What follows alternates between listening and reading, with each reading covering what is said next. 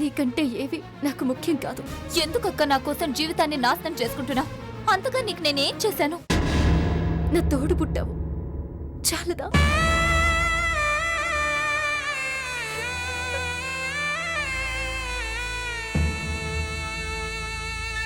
భర్త, కాపురం, అత్త, అత్తారిల్లు ఇవన్నీ మధ్యలో వచ్చినవే.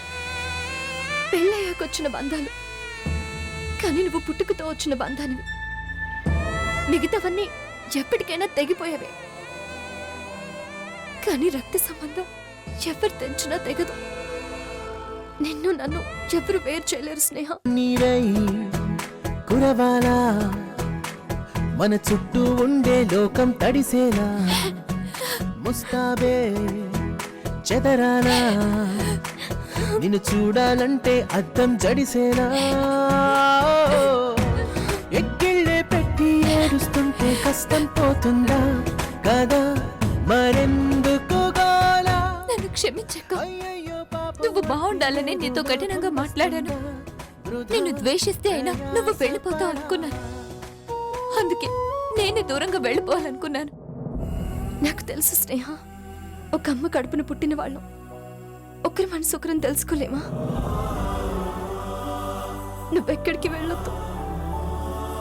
నిన్ను విడిచి నేను ఎక్కడికి వెళ్ళను. నీ జీవితం ఒక కొలిక్కొచ్చాక అప్పుడు సంతోషంగా వెళతాను. కానీ నాయుడు బావ ఇక్కడ ఉండగా అది జరగదక్క. నన్ను బయటికి పంపవని నాకు అర్థమైంది. కనీసం నాయుడు బావనైనా ఇంట్లోంచి పంపించు. తను కావేరి సుఖంగా ఉండని ఆ సహాయం చేసి పెట్టక్క. అలాగే స్నేహ, నాయుడు బావని కావేరిని ఇంట్లో నుంచి పంపించాలి, అంతే కదా? వాళ్ళ కాపురం చక్కబడ్డం నీకు కావాలి. సరే, ఆ పని చేస్తాను. నువ్వు ఫారెన్ వెళ్ళడానికి రెడీగా ఉంటావు.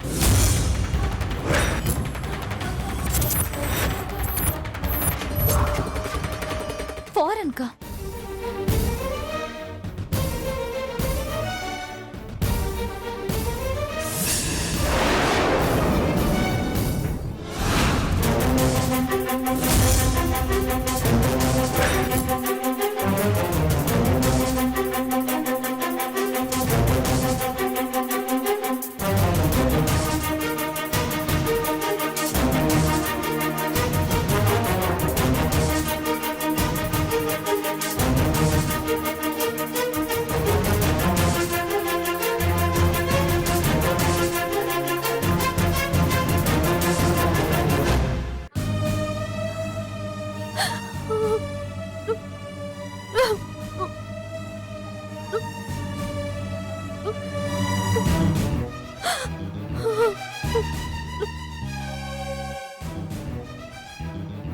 ఏమైందే?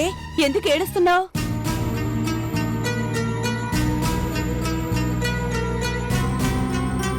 చెప్పవే, ఏం జరిగింది? అల్లుడు గారు నువ్వు ఎక్కడికెళ్లారు? చెప్పు.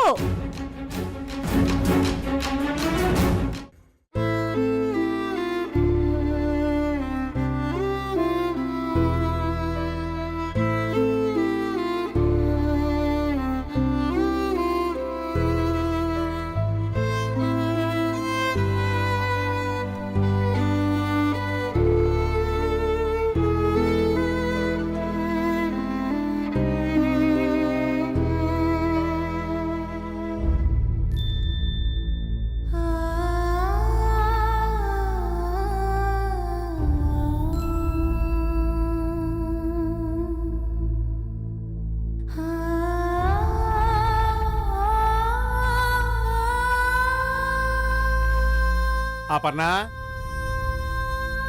అపర్ణ,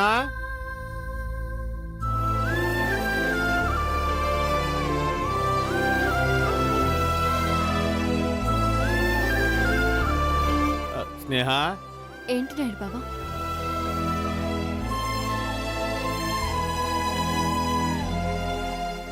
అపర్ణ, నేను బాగా ఆలోచించో నిర్ణయానికి వచ్చాను. అపర్ణ, ఏది ఏమైనా సరే మీరు ఎన్ని చెప్పినా సరే స్నేహం మాత్రం పార్నాళ్ళని ఒప్పుకోను, అంతే.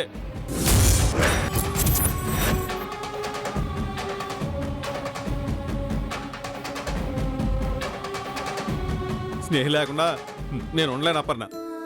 అందుకే స్నేహ ఎక్కడికి వెళ్ళకూడదు. అసలు ఇవన్నీ అడగడానికి నీకు హక్కు అధికారం ఉందని మీరు మళ్ళీ మళ్ళీ నన్ను అడగొద్దు. మీరు ఏం అడిగినా నేను చెప్పను. ఏదేమైనా సరే స్నేహ నా కళ్ళ ముందు ఉండాలి, ఇక్కడే ఉండాలి అంతే. ఎక్కడికి అడగ నేను ఒప్పుకోను, వీల్లేదు.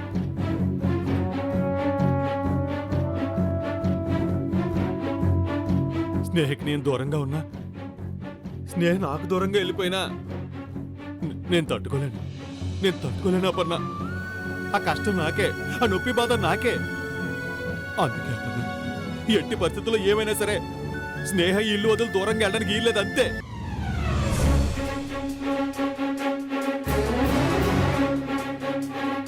స్నేహ నీ భార్య కాదు నాయుడు బావా, తను స్వతంత్రురాలు. తనకి నచ్చిన చోట ఇష్టం వచ్చినట్టు బతికే హక్కు తనకుంది. అయ్యుండొచ్చు అపర్ణ, నేను అవేమీ కాదంటలేదు. కానీ స్నేహం లేకుండా నేను బతకలేనంటాను, అది గుర్తుపెట్టుకో.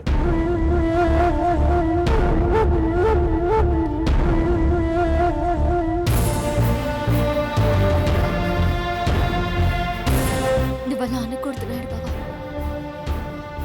ఎందుకంటే నీకోసం బతుకుతున్న నీ భార్య కావేరుంది.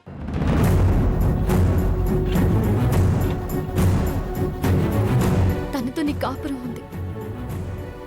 నీకు వేరే ఇల్లు, జీవితం అన్నీ ఉన్నాయి. వాటిని వదిలేసి నువ్వు అవే కనుక నాకు సంతోషాన్ని ఇస్తే నేను ఇంకెక్కడ ఎందుకుంటాను? ఎప్పుడు వెళ్ళిపోయేవాడిని కదా. నా సంతోషం, ఆనందం అంతా నా స్నేహితునే. స్నేహం లేకుండా నేను ఉండలేను, బతకలేను. స్నేహం అంటే నాకు ప్రాణం.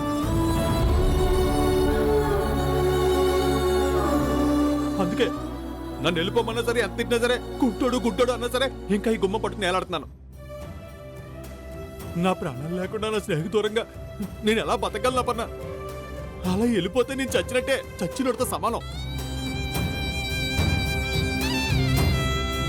అందుకే చెప్తున్నాడు, ఒకవేళ స్నేహ కనుక పారిని వెళ్ళాలనుకుంటే నా శవాన్ని దాటి వెళ్ళాలంతే.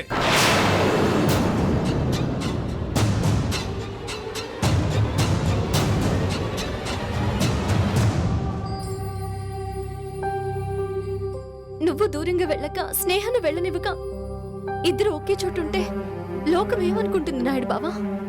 ఎవరేమనుకున్నా నాకు లెక్కలేదు అపర్ణ. స్నేహ ఇక్కడ ఉండాలంతే. స్నేహ ఇక్కడ ఉండకపోతే నేను తట్టుకోలేను. ఎక్కడికి వెళ్ళకూడదు అంతే. సరే నాయుడు బావా, నేను ఫారెన్ వెళ్ళను. కానీ నువ్వు ఇంట్లోంచి వెళ్ళిపోవాలి.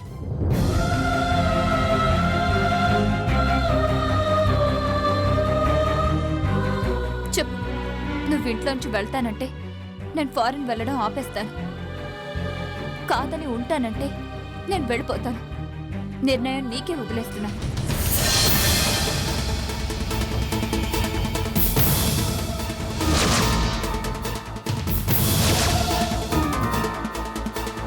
భలే పెట్టావు స్నేహ, భలే పెట్టావు.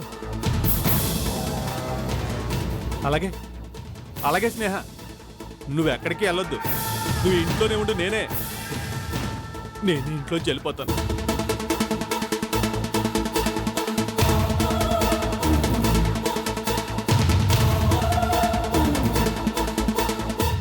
నువ్వు ఎక్కడో దూరంగా ఉండే కంటే ఇక్కడే ఈ ఊర్లోనే ఇంట్లోనే ఉంటే అందరికీ మంచిది. కనీసం నేను ఎక్కడున్నా సరే అప్పుడప్పుడు ఒకసారైనా వచ్చి చూడొచ్చు. అలా అయినా సరే నువ్వు నా కళ్ళ ముందు ఉన్నట్టు ఉంటది. ఇప్పటి వరకు మీకు ఫస్ట్ నైట్ అయిందా? అవ్వలేదు కదా. పెళ్ళై ఇన్నాళ్ళయింది, ఎందుకు అవ్వలేదు ఆలోచించు. అందుకే దానికి బుద్ధి రావాలంటే నువ్వొక పని చేయాలి. నువ్వు ఇంకొక పెళ్లి చేసుకోవాలి.